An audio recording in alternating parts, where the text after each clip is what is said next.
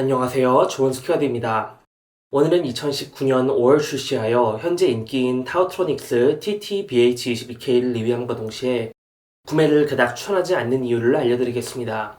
뒤에서 자세히 다루기 전에 먼저 말하자면은 이어패드 재질과 노이즈 캔슬링 알고리즘의 문제로 노캔 헤드폰의 핵심이라고 할 수 있는 100Hz 이하의 저음에서 차음이 전혀 되지 않습니다. 또한 500에서 1kHz는 오히려 잡음이 유입되어 차음이 3dB가량밖에 되지 않기에 노이즈 캔슬링 헤드폰으로서의 메리트가 심히 떨어집니다. 음질의 경우도 썩 좋지 못한데 한마디로 답답하고 고음이 깨지는 소리를 할 수 있습니다. 주파수 응답 그래프만 보면은 저음이 살짝 강조되어 있고 중음이 일부분이 억제되어 있는 소리로 보입니다.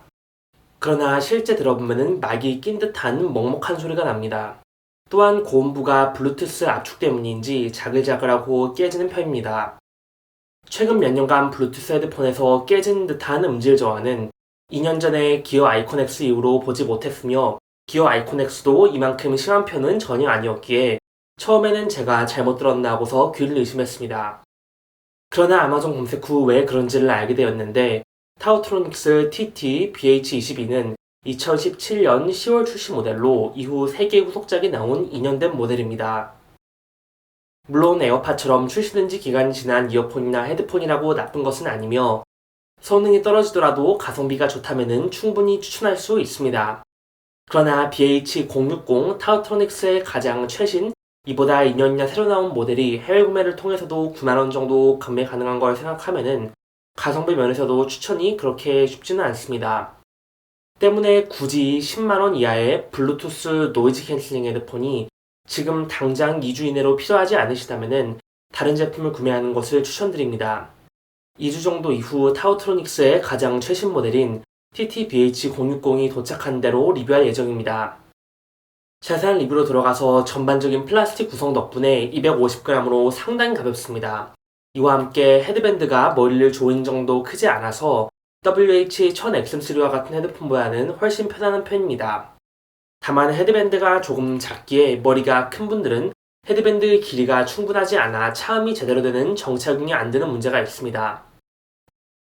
음질면에서 먼저 말할 것은 블루투스의 압축처럼 들리는 고음부에서의 깨짐이 나타난다는 것입니다.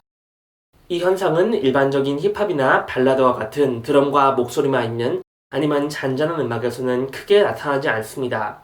그러나 팝송과 여자 목소리가 많은 노래 아니면 오케스트라 같은 다양한 노래에서는 고음부가 자글자글하게 소음이 껴있는 듯하게 들리며 때문에 상당히 거슬립니다. 주파수 응답에서 볼 수 있는 취향 차이라고 하는 선형 왜곡과는 다르게 이러한 비선형 왜곡은 취향 차이로 볼 수 없는 문제입니다. 다만 말했듯 음악의 종류에 따라서 거슬리는 정도가 다를 수 있으므로 힙합 및 발라드 등의 다양한 악기와 목소리가 등장하지 않는 노래들만 들으시는 분들은 그렇게 잘 느껴지지 않을 수 있습니다. 주파수 응답말에서는 전반적으로 저음과 고음이 조금 강조되어 있지만 상당히 평탄하고 자연스러운 소리로 들립니다. 그러나 앞서 말한 아티팩팅이 심하며 또 실착 시에는 답답하고 왠지 모르겠지만 저음이 벙벙거리는 소리를 들려주기에 주파수 응답은 참고로만 보시기 바랍니다. 노이즈 캔슬링 면을 말하자면 이어패드의 재질 때문에 저음 기관은 전반적으로 차음이 잘 되지 않습니다. 헤드폰의 장력이 문제일 수 있지 않을까 생각하여 이어컵을 꽉 눌러봐도 동일하게 저음이 차음되지 않는 것을 보면은 이는 이어컵 재질 문제로 보입니다. 때문에 노이즈 캔슬링을 키기 전 저음이 헤드폰을 쓰면은 기본적으로 들리는 저음보다 더 크게 들리고 노캔 기능을 키게 되면은 저음이 조금 줄어들기는 하지만 원래 소음에 비하면은 100Hz 이하로는 차음이 전혀 되지 않습니다. 이 이후에 120에서 200Hz 중간에 노이즈 캔슬링이 상당히 잘 되는 부분이 있으며 여기에서는 약 10dB가량의 차음이 됩니다. 이후 500에서 1kHz 중간에서는 노이즈 캔슬링의 역효과로 잡음이 유입되어 차음이 채 5dB는 되지 않으며 상황에 따라서는 오히려 외부 소음이 더 들어오는 현상을 보여줍니다.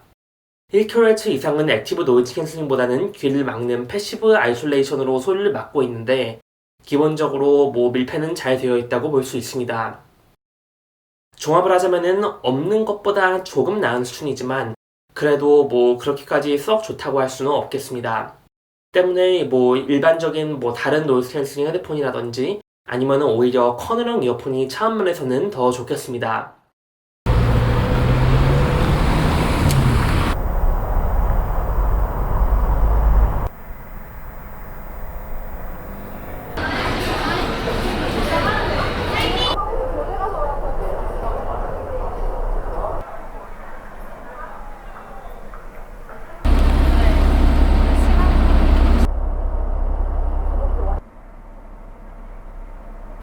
조작말에서는 왼쪽에는 노이즈 캔슬링 온오프 버튼, 오른쪽에는 재생, 정지, 앞뒤 버튼 3개가 있습니다.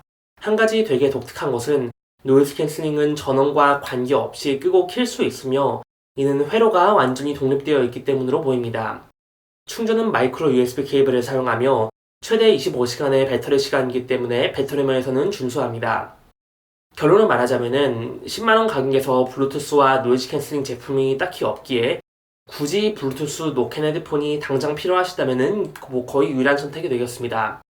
그러나 블루투스 음질, 노이즈 캔슬링 성능 둘 다 제대로 하지 못하며 이미 동 브랜드의 동일 가격에 업데이트된 최신 제품 타우트로닉스 TT-BH060이 있습니다.